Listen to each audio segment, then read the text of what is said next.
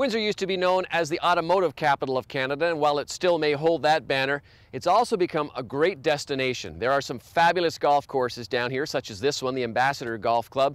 And there's also great entertainment with Caesars, Windsor, and all sorts of other great opportunities down here for a great vacation. Let's show you what makes Windsor a great place to visit. Now, time for Golf Getaways, featuring the best golf destinations in North America. If you're looking for a weekend of golf, sports, and maybe a little fun at the tables, then look no further than Windsor, Ontario. The southernmost city in Canada has become a hotspot for weekend warriors who are looking to get away for a trip where they can get as much bang for the buck as possible. Restaurants, the riverfront shopping, there's lots to do here. And when daylight disappears, Caesars Windsor becomes an attractive spot for slots, poker, food, and entertainment.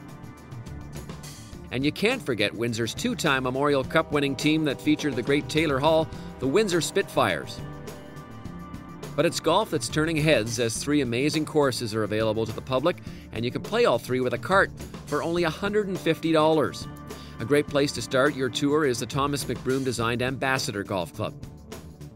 This golf course is a links-inspired layout and at first glance can look challenging.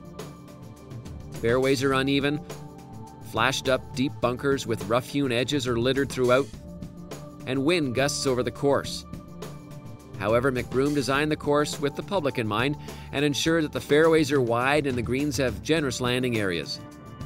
And McBroom kept to a traditional links design by ensuring that greens were free of frontal hazards, which allows players to stick to a bump-and-run game if they so desire. The bunkering, I think, is quite unique. Might be similar to a fire rock or something like that, which is also a Tom McBroom in that same time frame. We are large greens, large fairways, so we're friendly. The fescue frames the area rather than penalizes you, so it is fun to play, but the trouble is there and it can be challenged if you want. The one thing about Ambassadors, you're going to be using every single club in your bag. You're not just going to be driver wedge around the golf course. So you are going to be faced with some longer second shots. It is a great second shot golf course. And then around the greens, you're going to be, you'll be able to use your imagination with some of your wedges and, pitch shots, bump and runs, that type of thing. There's some false fronts on the greens and on a few of them, and it just makes it a good challenge all around. The first 3 holes of the course are absolutely magnificent and are a great way to kick off your round of golf.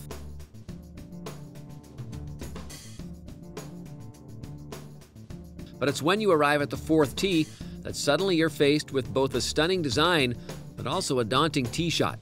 You definitely have water to the right, you've got fescue bunkers to the left, but from the tee it looks like you don't have a whole lot of room. But in actual fact, because of the way McBroom designed the golf course, there's a lot of room over those bunkers on the right-hand side. So it's a great golf hole. On the back 9, the 15th hole could easily be included on any list of Canada's top risk-reward golf holes, as the par 4 dares you to take a chance on driving for the green on your tee shot. This dogleg left sports a continuous bunker and water hazard down the left side. It truly is a hole that will leave you gazing at the beauty before you hit your shot. Most of the guys will try and go for it because it's just fun. You don't have to carry it a long way because there's just the way the hole is set up. You can land it actually short of the green and it will bounce up and roll up. So it, for whatever type of player you are, it's kind of an exciting hole to try and drive the green. Yeah. Ambassador is a par 71 public course that's hosted numerous Canadian championships, including the 2011 PGA Tour of Canada Championship won by Stuart Anderson. This course is a reason unto itself to head to Windsor for a round of golf. But if you're looking for more places to tee it up, then ROSELAND Golf Club is equally impressive. It's protected by the City of Windsor bylaws for its heritage value as one of only 9 Donald Ross-designed courses in Canada. The famous Scottish designer is well known for his work at Pinehurst, North Carolina, and this year's PGA Championship course, Oak Hill Country Club in Rochester, New York. Ross was known to display great attention to detail and often created challenging courses with very little earth moving. According to Jack Nicklaus, his stamp as an architect was naturalness. When stepping out on Roseland, you'll clearly see that philosophy on display, as its natural beauty is attractive and inviting from every tee box. It's friendly for everybody, like long all the way back to just under 7,000, all the way, downwards in the low 5,000s. But friendly, park style.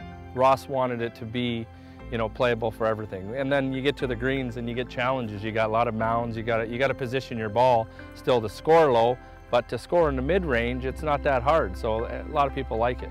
Meanwhile, his greens almost always featured upside-down saucer designs, with everything falling off at the sides. Roseland plays similarly, as Ross invites golfers to play run-up shots, but when you carry those balls onto the back of the green, you'll find a tough time nailing birdies. There's a pair of signature holes that are absolutely gorgeous, beginning with the 17th. It's a drivable par 4 with 4 bunkers protecting the green. 17's a tough one because the winds are usually taking you into that fairway bunker. So when the pros were here, some would lay up on 17 to the bunker and then come in on a long shot and try to run it off the bank of the green. Others would bomb it over depending on how they were hitting it, and just really depends on how your driver is going. You got to come out of those trees. It's tough. The 18th is the second of the course's signature holes and another drivable par 4. But the well-placed bunkers on both the left and right side of the fairway force golfers into a near-perfect shot, otherwise they may be in for a little bit of sand. Roseland also has a 9-hole par 3 course that's fun and inviting for families or beginning golfers. Wonderful short course, which is a rarity, very small holes, but we start kids at age 2, 3 years old, and even the 95-year-olds come out here and play. So we've got everything for everybody here, and that's our motto, and that's what we want to keep to push towards for the next 5 years. The third course that is a must-play in the Windsor region is KINGSVILLE Golf and Country Club. This 27-hole layout was founded in 1925 and boasts over 100 sand traps and a dozen holes with water. We are blessed in that we have lots of hills and valleys, a creek that meanders through the golf course, and a lot of mature trees. So our topography here is definitely second to none. Its Gold Course features 9 spectacular holes that defy the flatlands of Essex County.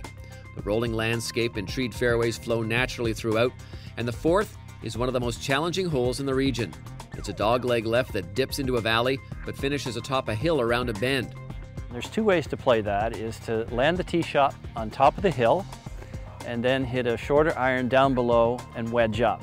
And that's a very prudent way to play the golf course. For those who'd like to stretch it a little bit further, if you hit your tee shot and past the hill, you're basically going to be very easy to get home in 2. After wrapping up the 4th, the tee box on the 5th awaits. It's affectionately known as the Bear Paw by locals because of its design featuring 4 bunkers on the small hill behind the green and a 5th trap just below it, giving the appearance of, you guessed it, a bear's paw. It does go downhill just slightly depending on what tee you're playing. You always want to check the breeze because it's very difficult sometimes to judge it when you're back in that corner surrounded by trees, but definitely keep your ball below the hole, and missing that front bunker is much better than hitting it over the green. The 8th is a medium-length par 3 shot that usually plays into the wind coming off Lake Erie. If your shot is short on the tee ball, you will carry down the front of the green and into the valley, which will lead to a disastrous result on the scorecard. The club is also honored to be the home of 3 Canadian amateur champions, Cheryl Damphouse, Laura Henderson-Matthews, and now Web.com touring pro Richard Scott, who is a 3-time Canadian amateur winner. And when you're finished playing your round of golf at KINGSVILLE, you can drive down the street to Peely Island Winery and grab yourself a bottle of wine. This region is fast becoming known for its vintages. Making the trip to Windsor is definitely worth your while, as you can play all 3 of these courses over a weekend with a cart for only $150, making it one of the sweetest golf deals in the country.